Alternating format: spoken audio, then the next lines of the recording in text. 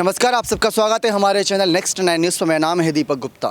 रामपुर चुनाव हारने के बाद आजम खान काफ़ी तिलमिलाए हुए हैं, क्योंकि जिस सत्ता पर 50 साल से ज़्यादा एक व्यक्ति राज करता आया, जेल की सलाखों के पीछे रहने के बावजूद भी उस नेता ने चुनाव जिता कर दिया और अब तो जेल की सलाखों के बाहर था। जनता के बीच कुछ इमोशनल कार्ड भी खेले, लेकिन इसके बावजूद भी चुनाव हार गए। ये यकीन करना बहुत मुश्किल हो रहा है। आकाश सक्सेना की जीत हुई रामपुर सीट पर 50 सालों में ऐसा कहा जा रहा है कि पहली बार कोई हिंदू प्रत्याशी यहां से जीतता नजर आया। सीएम योगी पर गुस्सा फूट रहा है अखिलेश यादव और आजम खान का। ऐसी खबरें हैं कि फ़ोन पर बातचीत का दौर जारी है। कोशिश ये की जा रही है कि जो सपा की एक गढ़ वाली सीटें मानी जाती, कम से कम उनको तो वापस ले लिया जाए। दोबारा चुनाव को लेकर मांग की जा रही है। चुनाव आयोग से संज्ञान लेने को लेकर बातें की जा रही हैं। अखिलेश यादव ने नाराज़गी में कुछ बातें कहीं। आप उनका बयान सुने। जिस तरीके से आजम खान को लेकर यहाँ पर बातें करते नजर आए, तो उससे आपके लिए कुछ यहाँ पर समझना आसान होगा। मुझे दुख है कि रामपुर में जो परिणाम आना चाहिए वो परिणाम नहीं आया। मैनपुरी के साथ साथ अगर रामपुर की भी जीत होती तो समाजवादियों की बड़ी खुशी का वक्त भी होता ही है। जहां खतौली में समाजवादी पार्टी और अरवली की जीत हुई है, रामपुर में सरासर बेईमानी हुई है। मुझे याद है जिस दिन जनसभा हमारी और आदरणीय आजम साहब की थी, जगह जगह पुलिस ने रोका लोगों को। प्रशासन पूरी ताकत झोंके हुआ था कि रामपुर में कैसे हार दिलाई जाए समाजवादी पार्टी की। और तमाम वीडियो हैं, तमाम लोग जो पिटे, तमाम लोग जो अपमानित हुए, तमाम लोग जो चोट खाए हैं, वो वीडियोस अवेलेबल हैं। उसके बाद भी इलेक्शन कमीशन ने को जो निर्णय लेना चाहिए था वो नहीं निर्णय लिया। मैं समझता हूँ ये इलेक्शन कमीशन के लिए दुखद बात है। हम लोगों की जीत का और अच्छी खुशी होती कि अगर रामपुर भी साथ जीते होते। अखिलेश जी, आज के जो नतीजे हैं उनकी क्या भूमिका रहेगी सन 2024 के चुनाव में?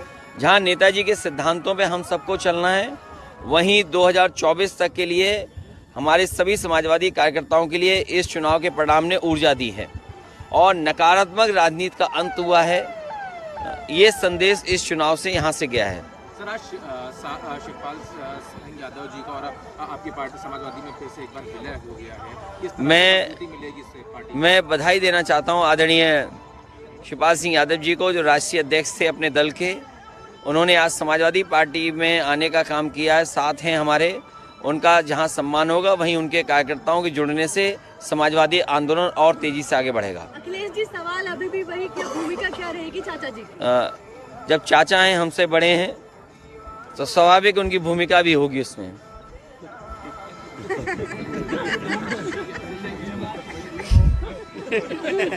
तो देखा आप सभी ने किस तरीके से अखिलेश यादव ने तमाम बातें कहीं कि उम्मीद थी, लेकिन उम्मीद पर खरे नहीं उतर पाए यहाँ पर हम, और उन्होंने प्रशासन पर कई आरोप लगाया। ऐसी खबर यहाँ पर सूत्रों के मुताबिक बताई जा रही है कि आजम खान पूरी कोशिश कर रहे हैं कि इस सीट पर दोबारा चुनाव हो, लेकिन आप जानते हैं कि आजम और बीजेपी का 36 का आंकड़ा है। बीजेपी आजम की एक भी नहीं सुनेगी, यहाँ तक कि आसिम रजा की भी नहीं सुनेगी, तंजीन फातिमा की भी नहीं सुनेगी, बहू सिद्रा की भी नहीं सुनेगी। और अच्छा हुआ कि उन्होंने अपनी बहू सिद्रा को नहीं उतारा, क्योंकि बहुमत तो उन्हें मिलता, लेकिन प्रशासन की कूटनीति की वजह से ये सारा कहीं ना कहीं चुनाव वो हार ही जाती।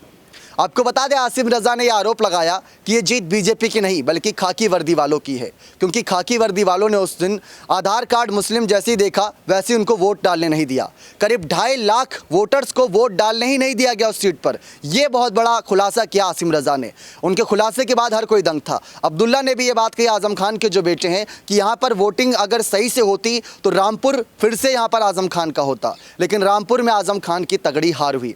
तो कोशिश ये जारी है यहाँ पर आजम खान की किसी तरीके से सीएम योगी से कांटेक्ट हो और दोबारा चुनाव को लेकर अपील हो, क्योंकि क्या पता यहाँ पर सीएम योगी का दिल पिघल जाए, प्रशासन से कुछ बातें करें, चुनाव आयोग से कुछ बातें करें और रामपुर दोबारा लौटा दें यहाँ पर सपा को, या फिर आजम खान को यहाँ पर इस चुनाव में दोबारा उतरने का मौका मिल जाए, क्योंकि आजम खान से उनकी विधायकी छीनी गई, उनसे वोट डालने का अधिकार भी छीन लिया गया। तो इतनी बुरी हालत अगर किसी कर दी गई है तो वो चुनाव लाजमी सी बातें हार भी जाएगा, तो प्रशासन पर ही आरोप लगाएगा। लेकिन क्या आपको सचमुच लगता है कि आजम खान इसके साथी आसिम रजा इस सीट पर यहाँ पर प्रशासन की वजह से हारे हैं या वोटर्स की वजह से? तो कोशिश जारी है, लेकिन अब देखते हैं कि आसिम रजा के समर्थन में क्या आजम दोबारा चुनाव रखवा पाते हैं या नहीं। बने रहे चैनल के साथ। ऐसी और तमाम जानकारियों के लिए बहुत बहुत धन्यवाद।